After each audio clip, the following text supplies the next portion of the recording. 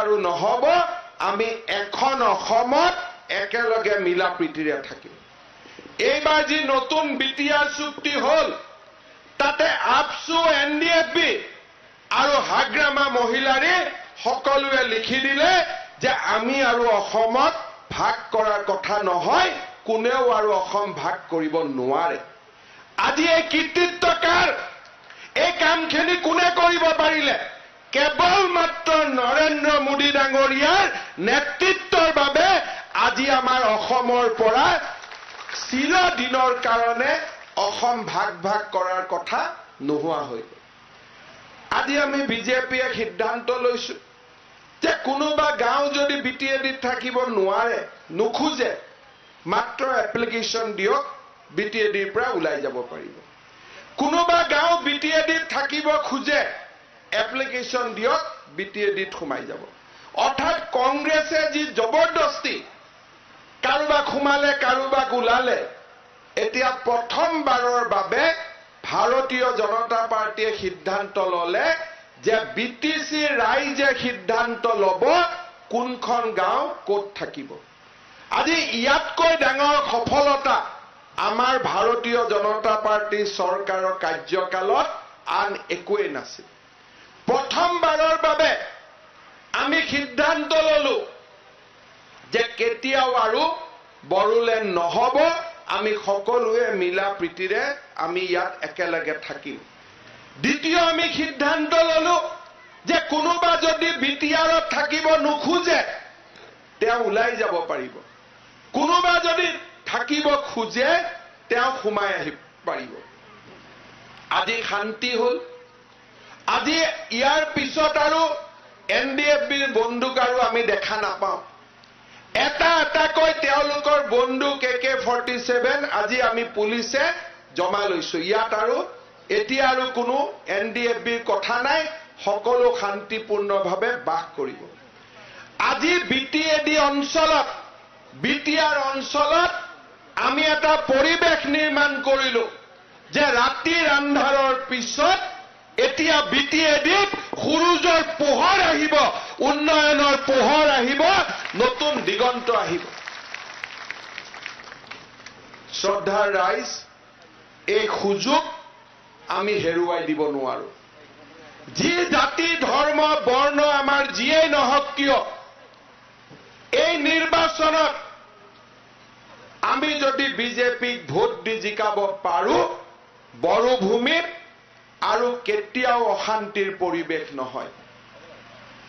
আৰু যদি এই সুযোগ যদি আমি হাতৰ পৰা এৰি দিও মানুহ সদায় নিজৰ অধিকাৰৰ পৰা বঞ্চিত হৈ থাকিব লাগিব আজি বিপিএফ দলে কোনোবা মহিলা আত্মসহায়ক গোটক যদি কয় তোমাক আমি 50,000 টকা দিম সেই 50,000 টকাৰ লগত মোৰ অধিকাৰ হেৰুৱাই পেলোৱাৰ কথা আছে সেই 50,000 টকা মই পাম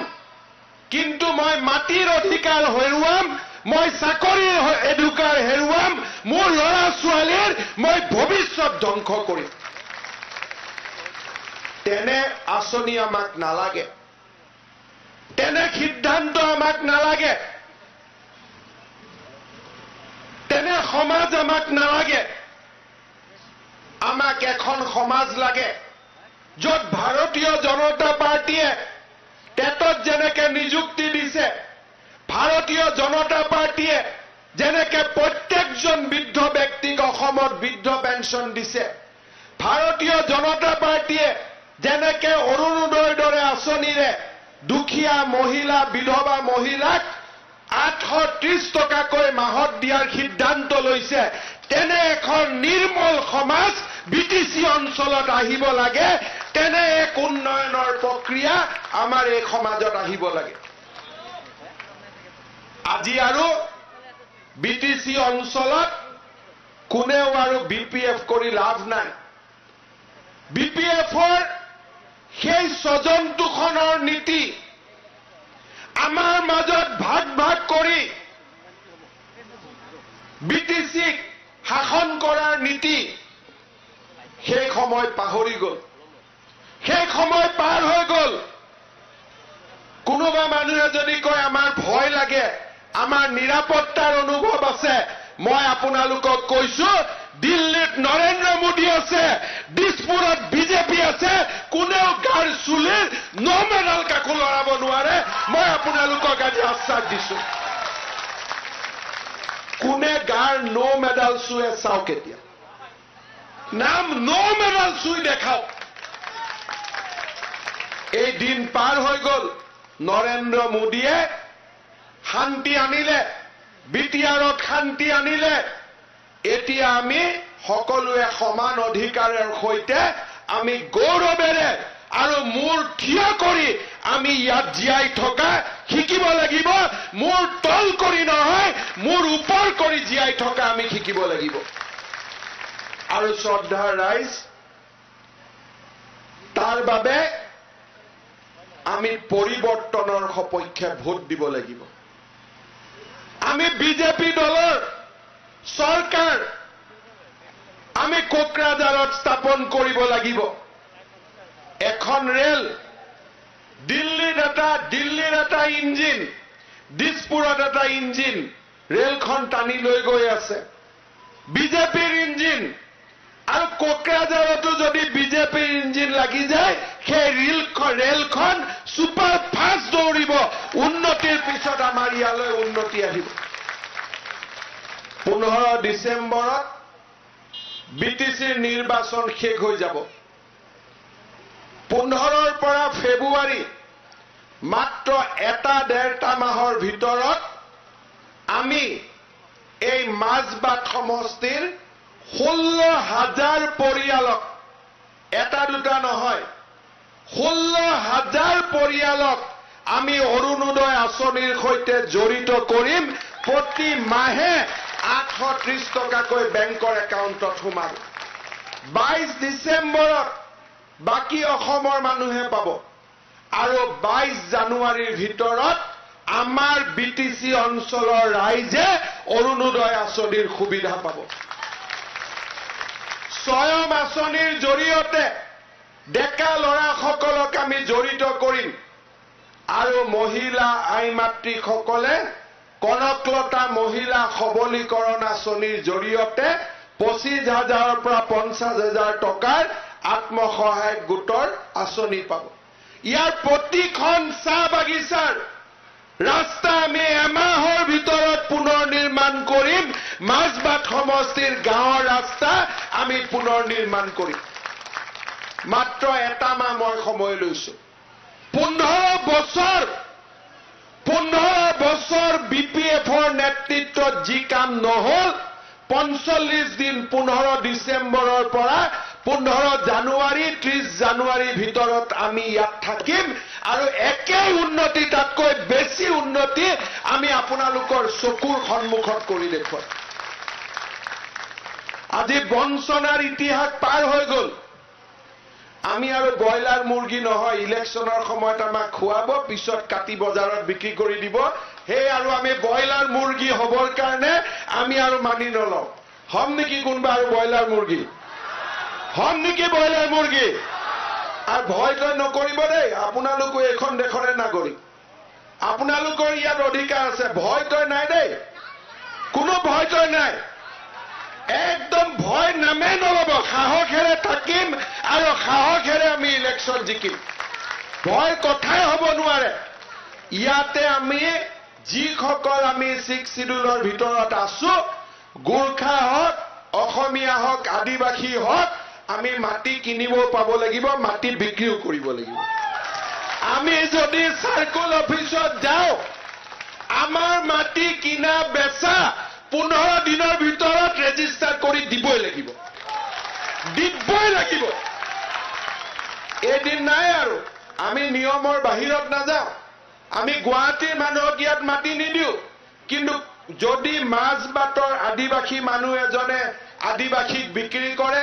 গোৰ্খা মানুহ এজনে যদি গোৰ্খা মানুহক মাটি বিক্ৰী কৰে, ৰেজিষ্ট্ৰেশ্যন কৰিব নিদিম, এই কথা হ'ব নোৱাৰে। সকলোকে সমান অধিকাৰ দিবই লাগিব। আৰু বিটিচি অঞ্চলত মই যদি দোকান এখন খুলিব খোজো, মই দোকান এখন খুলিব পাব লাগিব। মই যদি PWD অফিচত ঠিকা কৰিব খোজো মই ঠিকা কৰিব পাব লাগিব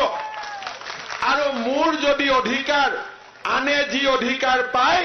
সিমান অধিকাৰ আমিও পাব লাগিব আমি বেছি বিচৰা নাই আমাক বেছি নালাগে কিন্তু একে অধিকাৰ সমান অধিকাৰ আমাৰ প্ৰাপ্য আৰু এই অধিকাৰ আমি পাব লাগিব ভাৰতীয় জনতা পাৰ্টিয়ে আমি সংকল্প লৈছো আৰু মই আপোনালোকক ব্যক্তিগতভাৱে গ্যাৰেণ্টি দিছো যে BTCত আৰু অন্যায় অবিচাৰ সহ্য কৰা নহব যি হল হৈ গল আৰু নতুনকৈ এই কাম কৰিব পৰা নাযাব 1000 কোটি টকা আমি দিছিল আমাৰ চৰকাৰৰ দিনত 1000 কোটি টকা দিছিল যে BTCত উন্নয়ন হক ৰাস্তা ঘাট হক মোক কৈছে দাদা ৰাস্তা নাই দাদা আমি মাটি কিনিব নাপাও আৰে ভোট কাৰলৈ জিকি আছিল ইমান দিন কাৰ ভোট লৈ জিকি আছিল জিকিব আমাৰ ভোট লৈ আছে নহয় যে বহুত লৰা আছে ছোৱালীৰ ঘৰে ডক্টৰো পঢ়াই দিয়ে মৰম কৰি পিজিও পঢ়াই দিয়ে ডক্টৰ হোৱাৰ পিছত গাঁৱৰ ছোৱালীজনী পাহৰি গল টাউনৰ ছোৱালীজনী বিয়া কৰাই লৈ আহিলে আমাৰ ককা দেউতা নাতি হাতীত এনেকুৱা চিন আছিল হয় নহয় গোটেই আমি ডাঙৰ কৰিলো প্ৰতিপালন কৰিলো আমি ভোট দি জিকাম আৰু ইলেকশ্যনৰ পিছত 5 বছৰ আমালৈকে মনত নাই এতিয়া মই দেখিছো আমাৰ কোকৰাঝাৰত অঞ্জলি দৈমাৰী বাইদেৱে বহুত ডাঙৰ মিটিং কৰি আছে মলে বাইদেউ এইবিলাক দিন গ'ল আৰু আপোনালোকক ভয় কৰা দিন গ'ল আৰু এইবিলাক চিন্তা বাদ দিয়ক এইবিলাক দিন আছিল আৰু এতিয়া কোনো ভয় নকৰে আমাৰ সমাজ এতিয়া একত্ৰিত বিজেপিৰ লগত থাকিম একেলগে থাকিম মিলাপ্ৰীতিৰে থাকিম কিন্তু সমান অধিকাৰেৰে সৈতে থাকিম এই হৈছে আমাৰ সংকল্প আপোনালোকক আমি প্ৰতিশ্ৰুতি দিছো আজি অসমত যি উন্নয়নৰ প্ৰক্ৰিয়া হৈছে আজি আপোনালোকে শুনিলে আচৰিত হ'ব আমাৰ চৰকাৰৰ কাৰ্যকালত আপোনালোকে দেখা পাইছে কোভিড-19ৰ সময় হৈছিল ভাৰতৰ সকলো চৰকাৰে দৰমহা কাটিলে কৰ্মচাৰীক দৰমহা নিদিলে উন্নয়নৰ প্ৰক্ৰিয়া বন্ধ হৈ গল আমি কোভিড-19ৰ চিকিৎসাও কৰিলো আৰু উন্নয়নৰ প্ৰক্ৰিয়াও আমি ধৰি ৰাখিলো এজন কৰ্মচাৰীৰো আমি এটকাও দৰমহা আমি নাকাটিলো তাৰ পৰিৱৰ্তে এই কোভিড-19ৰ সময়ত যেতিয়া মানুহৰ লকডাউনৰ কাৰণে অসুবিধা হল আমি সিদ্ধান্ত লৈছিলো যে এইবাৰ কোনো কলেজৰ APL BPL লৰা ছোৱালীয়ে নামভৰ্তিৰ কাৰণে ফিজ দিব নালাগে 7 লাখ লৰা ছোৱালীয়ে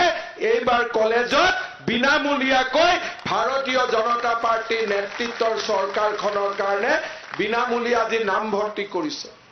ক্লাছ 8 লৈকে কিতাপ আছিলে বিজেপিয়ে 9, 10, 11, 12 লৈকে বিনামূলীয়া কিতাপৰ ব্যৱস্থা কৰিলে আৰু এইবাৰ আপোনালোকে জানি ভাল পাব 3 লাখ লৰা ছোৱালীয়ে এইবাৰ গ্ৰেজুৱেটত এডমিশন লৈছে বিনামূলীয়া এডমিশন ললে আৰু এইবাৰ এই 3 লাখ লৰা ছোৱালীৰ বেংক একাউণ্টত আমি ডিসেম্বৰত 1500 টকাকৈ খুমাই দিম যাতে গ্ৰেজুৱেটৰ কিতাপ তেওঁলোকে বিনামূলীয়াকৈ কিনিব পাৰে আজি কুশল কোঁৱৰ বৃদ্ধ পেঞ্চন আঁচনি আমি আৰম্ভ কৰিলো 60 বছৰৰ ওপৰত প্ৰত্যেকজন ব্যক্তি আজি বৃদ্ধ পেঞ্চন পাইছে আজি আমি ইন্দিৰা মিৰি বিধৱা পেঞ্চন আনিলো প্ৰত্যেকজন ব্যক্তিয়ে আজি বিধৱা পেঞ্চন পাইছে কনকলতা মহিলা সবলীকৰণ আঁচনিৰ অধীনত 1.5 লাখ মহিলা আত্মসহায়ক গোটে 25ৰ পৰা 50,000 টকাৰ সাহায্য পাইছে অটল অমৃত অভিযান আয়ুষ্মান ভাৰতৰ জৰিয়তে আজি ক্যান্সাৰ কিডনি এই গোটেই চিকিৎসা পদ্ধতি আজি বিনামূলীয়া কৰা হৈছে 2 লাখ টকালৈকে ৰাইজে আজি কোনো ধৰণৰ টকা পইচা দিব নালাগে আমি অৰুন্ধতী আঁচনি আনিলো এতিয়া যদি ছোৱালীৰ বিয়া হয় আৰু বিয়াখন যদি মাত্ৰ ৰেজিষ্টাৰ কৰে সোণ চৰকাৰে বিনামূলীয়াকৈ কিনিবৰ বাবে একাউণ্টত 40,000কৈ টকা দিয়া আৰম্ভ কৰিছে। আজি আমি অৰুণোদয় আঁচনিৰ জৰিয়তে 20 লাখ পৰিয়ালক মাহত 830 টকাকৈ 400 টকা মেডিকেলৰ খৰচ, দালি আধা দামত কিনিবৰ কাৰণে, চেনি আধা দামত কিনিবৰ কাৰণে 830 টকাকৈ মাহত দিয়াৰ আমি সিদ্ধান্ত লৈছো। আজি আমাৰ চৰকাৰৰ দিনত চাহ বাগিচাৰ লাইনত আমি পকী ৰাস্তা বনালো। আজি চাহ বাগিচাৰ শ্ৰমিকৰ 7 লাখ বেংক একাউণ্টত 5,000 টকাকৈ আমি জমা দিলো। ডিচেম্বৰ মাহত আৰু 30,000কৈ টকা জমা দিবৰ বাবে আমি সিদ্ধান্ত লৈছো। আজি বিনামূলীয়া ইলেক্ট্ৰিচিটি হল। আৰু আপোনালোকে নিজে জানে যে আজি ভাৰতীয় জনতা পাৰ্টিৰ চৰকাৰখনৰ নেতৃত্বত ঘৰত আজি আমি বিনামূলীয়াকৈ চাউল পোৱাৰ আমি আজি সম্পূৰ্ণ অধিকাৰ আমি লাভ কৰিছো। আজি মোক ৰাইজে কৈছে যে বিটিএডি অঞ্চলত আমি পুৰা চাউল নাপাওঁ, চাউল কাটি ৰাখে অলপ, হয় নহয়? হয়নে? চৰকাৰে দিছে বিনামূলীয়া 35 কেজি চাউল, কিন্তু দিওঁতে চাউলটো কাটি কাটি ৰাখে। বিজেপিৰ চৰকাৰ আহক 35ৰ 35 দিব লাগিব, 34 কেজি দিলেও নহব। আজি এই ধৰণৰ বিজেপি মোদী ডাঙৰীয়া আৰু দিছপুৰৰ পৰা আমি দিয়া আঁচনিও ইয়াতে অলপ অলপ কাটিং চলে। তেওঁলোক টেইলৰ হয়, চাৰ্ট হলে কাটিং কৰি চিলাই লয়, আমি যি দিওঁ তাৰ কাটিং কৰি লয়। এইবাৰ আৰু কাটিং ফাটিং নহব, পুৰা দিব লাগিব। আজি আমাৰ চৰকাৰৰ নেতৃত্বত আজি সমগ্ৰ ৰাজ্যখনতে এটাৰ পিছত এটা আঁচনি, 8,000 নামঘৰলৈকে 50,000 টকা কৰি 2.5 লাখ টকাৰ সাহায্য। আজি স্বয়ং আঁচনিৰ জৰিয়তে 2.5 লাখ নিবনুৱা যুৱক যুৱতীয়ে তেওঁলোকৰ বেংক একাউণ্টত 50,000কৈ টকা লাভ কৰিব। আজি এই আঁচনিবিলাকৰ সুবিধা আমি বিটিএডি অঞ্চলত যদি দিব লাগে, প্ৰথম কোকৰাঝাৰত যাব লাগে, তাৰ পিছত ইয়াত আহিব লাগে। ৰাইজে যিমান কৰিব থাকে তাত নাপায়গৈ। আৰু তাৰ উপৰিও বিটিচিত আমি টকা পঠিয়াও, কিন্তু তাৰ পিছতো উন্নয়নৰ পৰিৱেশ নাছিলে। আজি যদি নৰেন্দ্ৰ মোদী ডাঙৰীয়াৰ নেতৃত্বত এই বিটিআৰত বিটিচিত যদি বিজেপিৰ চৰকাৰ গঠন হয়, কম সময়ৰ ভিতৰতে আমি এই বিটিচি অঞ্চলত আৰু ইয়াৰ দুখীয়া দৰিদ্ৰ নাৰায়ণক সেৱাৰে এই অঞ্চলক আমি জাকত জিলিকা কৰি আমি নিৰ্মাণ কৰিব পাৰিম। শ্ৰদ্ধাৰ ৰাইজ, এইবাৰ নিৰ্বাচনত আমি এটা সুযোগ পাইছো। এবাৰ যদি সুযোগ আমি হাতৰ পৰা এৰাই দিওঁ, পিছত চিন্তা কৰি থাকিলেও আমি তাৰ আৰু উত্তৰ নাপাম। এইবাৰ বিজেপিৰ চৰকাৰ গঠনৰ যি সুবিধা, তাক যদি আমি এৰি দিওঁ, 5 বছৰ আকৌ আমি জমৰ যন্ত্ৰণা আমি লাভ কৰি থাকিব লাগিব। সেইকাৰণে মই কম, বিপিএফে পইচা পাতি বিলোৱাত ভাল, যি পাই লৈ ল'ব, কিন্তু ভোট নিদিব।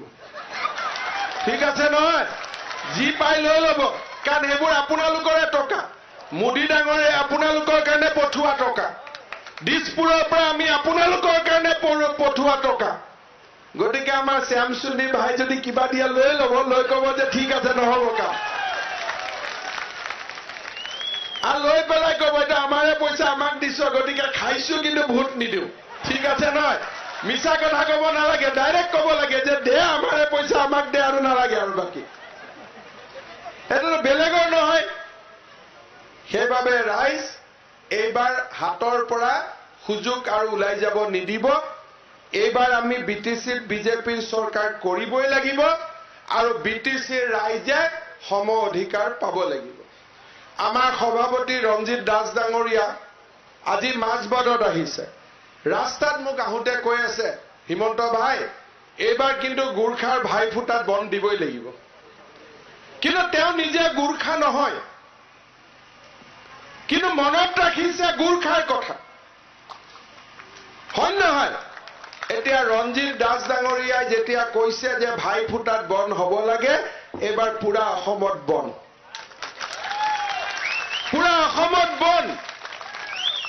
কাৰণ আমি বিচাৰো যে সকলো ৰাইজে সমান অধিকাৰ পাব লাগে এইখন অসমত বিহু হ'ব লাগে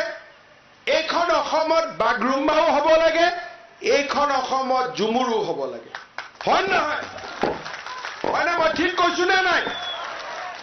আমি বাগৰুম্বাও বিচাৰো আমি বিহুও বিচাৰো আমি জুমুৰু বিচাৰো এইখন অসম এখন ধুনীয়া ফুলনিৰ দৰে এই বিটিয়াৰ অঞ্চল ধুনীয়া ফুলনিৰ দৰে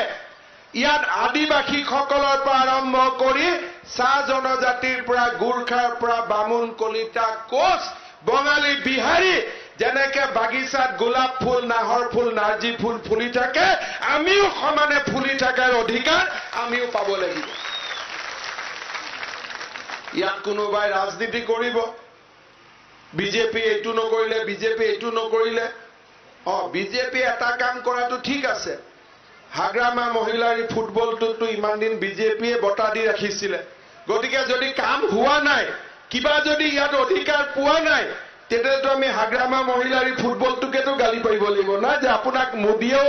পাম ভৰাই দিলে সৰ্বানন্দ সোণোৱালেও পাম ভৰাই দিলে এতিয়া যদি আপুনি কাম কৰিব পৰা নাই তেতিয়াহ'লে আপোনাৰ ফুটবলৰ কাম নাই এইটো পাম নহয় পাম দিলেও পাম নাথাকে ৰাইজ ইনডাইৰেক্ট সিস্টেম হৈ গ'ল আৰু দিছপুৰত বেলেগ চৰকাৰ থাকিব বিটিচিত বেলেগ চৰকাৰ থাকিব মেডিপট্টা বেলেগে খাব এইটো নহ'ব আৰু এইবাৰ আমি বিজেপিৰ চৰকাৰ কৰিম সমান অধিকাৰ লাভ কৰিম আৰু অসমৰ ভিতৰতে আমি এই বিটিচি বিটিআৰ অঞ্চলত জাকত জিলিকা কৰি আমি নিৰ্মাণ কৰিম কোনোবাই ভয়টো খাব নেকি ভয় খালে মোক ৰাতি দুটাটো মাতি দিব ঠিক আছে মোৰ ফোন নম্বৰ লৈ ল'ব লৈ লওক 7896050000 লৈ লওক 7896050000 খালি ফোন নকৰিব দেই হোৱাটছআপ দিব আৰু ৰাতি দুটাটো মাতিলে খালি আমি ভয় নাখাওঁ আৰু এবাৰ ক'ব লাগিব চাবি আকৌ ৰাতি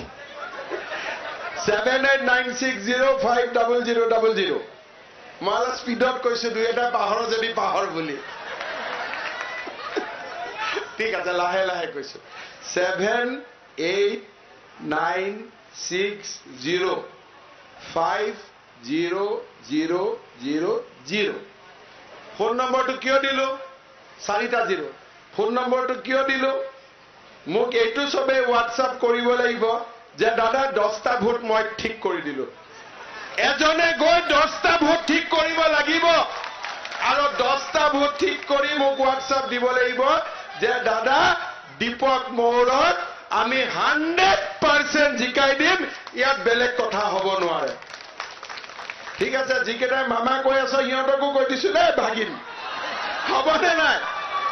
সিহঁতকো কৈছো কিন্তু আৰু এইবাৰ আমি ইয়াতে নতুন পৰিৱেশ নিৰ্মাণ কৰিম এটা নতুন দিগন্ত নতুন সূৰুজৰ পোহৰ আমি ইয়াত আনিম সেই সিদ্ধান্ত আমি লৈছো এতিয়া কবা নাঙল দি খেতি হয় নেকি মই আহোঁতে নাঙল দেখি আহিছো কাৰ চিনেটো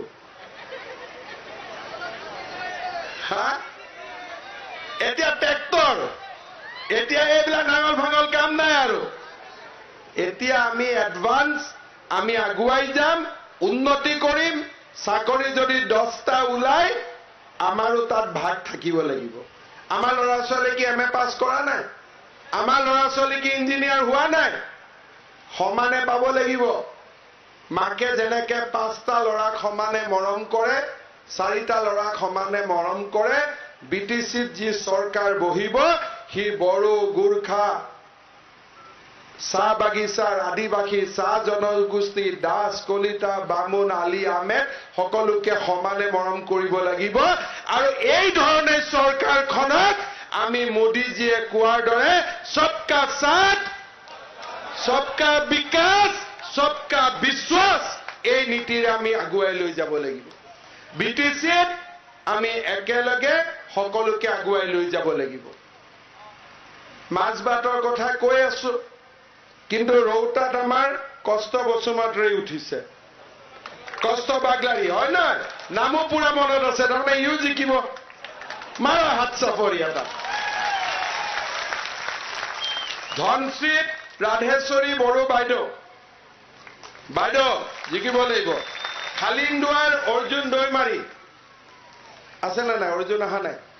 ঠিক আছে আমাৰ ভৈৰৱকুণ্ড বীৰ দত্ত বসুমতাৰী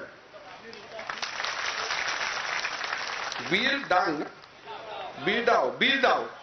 মোৰ ভুল হলেও ৰাইজে কাৰেক্ট কৰি দিয়ে তাৰমানে আমাৰ কেণ্ডিডেট বিলাক পুৰা ঘোঁৰাৰ আগত দৌৰি আছে হয়নে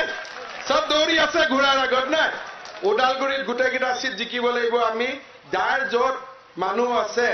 আজি আমাৰ সবকে ক'ব লাগে যে এইবাৰ বিজেপি চৰকাৰ হ'ব আৰু যোনে যেটা মানুহক আমি কনভিন্স কৰিলো মোক হোৱাটছআপ দি দিব যে দাদা মই আজি 10টা ঠিক কৰিলো কালি 20টা ঠিক কৰিলো আৰু ইলেকশ্যন হোৱা নোহোৱাৰ চিন্তা কৰিব নালাগে 9-10 ডিসেম্বৰ 12 ডিসেম্বৰ ইলেকশ্যন হৈ যাব 15 তাৰিখে পদুম ফুল ফুলি যাব 15 তাৰিখে পদুম ফুল ফুলিব আজি ইমান নকওঁ কাৰণ আজি গোটেইখিনি কৈ গ'লে আৰু আহিব লাগিব নহয় আহিব লাগিবনে নাই আৰু আহিব লাগিবনে নাই সেইকাৰণে আজি অলপ ৰিল কাটি দিছো কলাইগাঁৱত মিটিং আছে মুদৈবাৰীত গতিকে বাকি আকৌ আহিম ইয়াত একেলগে আহিম এদিন সবৰ লগত মটৰচাইকেল চলাম ঠিক আছে আজি মোৰ বেয়া লাগি আছে লৰাবিলাকে চলাই আছে মই গাড়ীত বহি আছো একেলগে চলাম কেইখন বাইক হ'ব 500 নে 1000 কৰি দিও হা 1000 কৰি দিলে মোৰখন লগ লগাই 1001 হৈ যাব ঠিক আছে বাইদেউসকল ইমান বাইকত নহব ৰাস্তাৰ পৰা চাব লাগিব কিন্তু এদিন বাইদেউসকল আপোনালোকে ইলেকশ্যনৰ জিকাৰ পিছত নাম হ'ব নাম পাৰ্টি চাব মই আহি যাম ঠিক আছে একেলগে নাম গাম আমি ধুনীয়াকৈ গুৰখা আমাৰ বাইদেউসকলে বৰ ধুনীয়া পিঠা বনায় গুৰখা পিঠা খাই বহুত ভাল লাগে মই যতে যাম গুৰখা পিঠা খাওঁৱেই আমাৰ আদিবাসী ছোৱালীসকলৰ লগত ঝুমুৰ সকলোৰে লগত নাচ গান 15 তাৰিখে আমাৰ ইয়াত বিজয় উৎসৱ হ'ব মাছ বাটৰ পৰা আমি আৰম্ভ কৰিলো এটা মূৰৰ পৰা আমি আৰম্ভ কৰিলো আৰু গৈ আমি আমাৰ লক্ষ্য পথত উপস্থিত হ'ম আপোনালোকক বহুত বহুত ধন্যবাদ মই ভাবো এটাই খালি মনত ৰাখিব যে এইবাৰ বয়লাৰ চিকেন নহয় ঠিক আছে না ইলেকশ্যনৰ সময়ত দানা দিয়া মানে পিছত মাৰিবৰ কাৰণে দানা দি আছে গতিকে একদম ডিসাইড কৰিব মোক বয়লাৰ চিকেন পাইছ নেকি এতিয়া খোৱাবি চাকৰি এটা নিদিলি নাই মেৰিটতো নিদিলি মাটিৰ পট্টাখন নিদিলি মাটিক তাতে গলে আমি কি দ্বিতীয় তৃতীয় চতুৰ্থ শ্ৰেণী বনাই দিলি এতিয়া আকৌ ইলেকশ্যনৰ সময়ত দানা পানী খুৱাই পিছত বজাৰত বিক্ৰী কৰি দিবি গতিকে সেইটো নহব আমি এবাৰ বয়লাৰ মুৰ্গী তুৰ্গী নহয় আমি ডাইৰেক্ট এবাৰ আমি কোকৰাঝাৰত শাসনত বহিম সকলো শ্ৰেণীৰ ৰাইজত সমমৰ্যাদা এইটোৱে হৈছে ভাৰতীয় জনতা পাৰ্টিৰ সংকল্প মোদী ডাঙৰীয়াই শুনিব লাগিব না বিটিচিত এবাৰ বটা বেলেগ বুলি লাগিবনে নাই লাগিব গতিকে আমি নৰেন্দ্ৰ মোদী জিন্দাবাদ কম দিল্লীলৈকে শুনা পাব লাগিব হা পাবনে নাই বাইদেউ নৰেন্দ্ৰ মোদী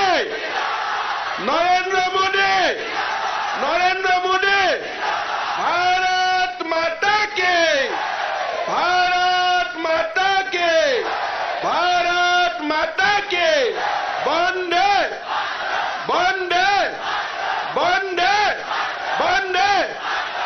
বহুত বহুত ধন্যবাদ দীপক ভাই